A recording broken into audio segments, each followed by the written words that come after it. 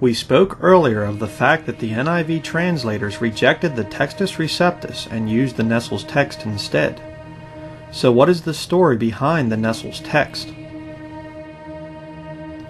In 1898, a man named Eberhard Nessel would combine the Greek texts of Westcott and Hort, Tischendorf, and Richard Francis Weymouth.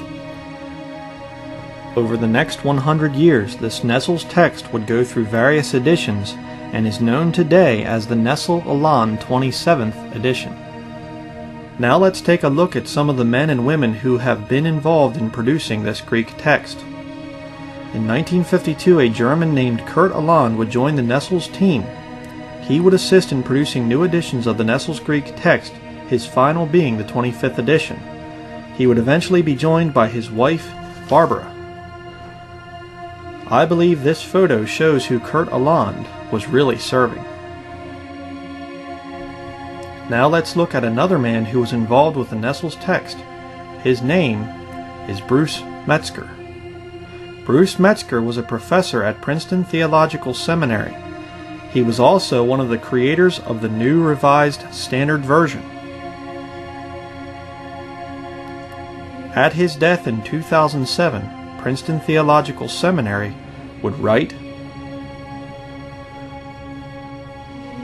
in 1993, Bruce Metzger presented a copy of the New Revised Standard Version Catholic edition to Pope John Paul II at the Vatican. Bruce Metzger understood and was passionate about the significance of biblical translation for ecumenical dialogue.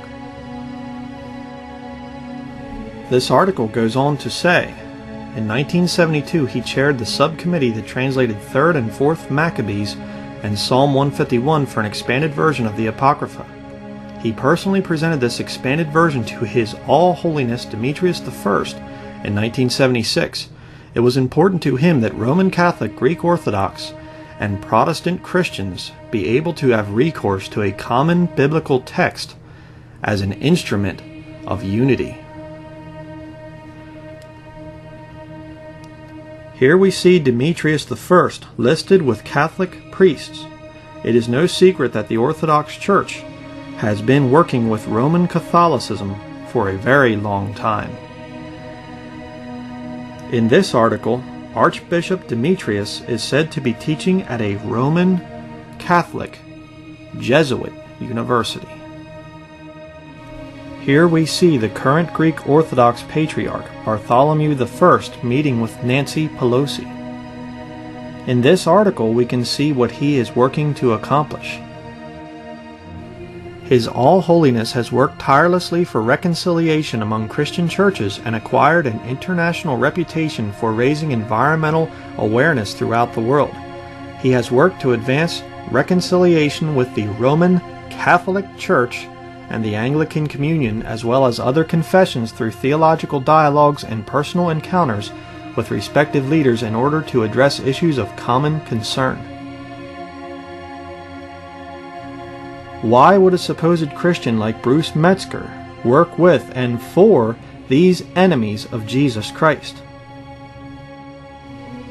Now let's take a look at another member of the Nessel's team. His name is Carlo Maria Martini, and he is a Jesuit priest.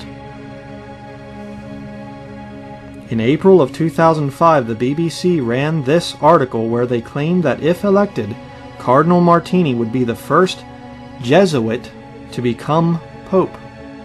However, a few weeks later, Cardinal Joseph Ratzinger was chosen as the next Pope instead of Martini. On page 45 of the Nessel's 27th edition we read, the text shared by these two editions was adopted internationally by Bible societies, and following an agreement between the Vatican and the United Bible Societies, it has served as the basis for new translations and for revisions made under their supervision. This marks a significant step with regard to interconfessional relationships. It should naturally be understood that this text is a working text in the sense of a century-long Nessel tradition. It is not to be considered as definitive, but as a stimulus to further efforts towards defining and verifying the text of the New Testament. For many reasons, however, the present edition has not been deemed an appropriate occasion for introducing textual changes. one can only be left to wonder what the Jesuit Cardinal Carlo Martini has planned for the next edition of the Nestle's text. Next, we'll take a look at this Jehovah's Witness Greek Interlinear New Testament. On pages 8 through 9, we read about what text is used by the Jehovah's Witnesses to produce their corrupt New World Translation. The Greek text that we have used as the basis for the New World Translation is accepted, Westcott and Hort Text 1881, by reason of its acknowledged excellence, but we have also taken into consideration other texts, including those prepared by D. Eberhard Nestle, the Spanish Jesuit scholar Jose Maria Bover, and another Jesuit scholar, A. Merck. The UBS text of 1975 and the Nestle-Aland text of 1979 were consulted to update the critical apparatus of this edition. The preface of this Catholic New American Bible shows that they also use the Nestle's text as the basis for their translation.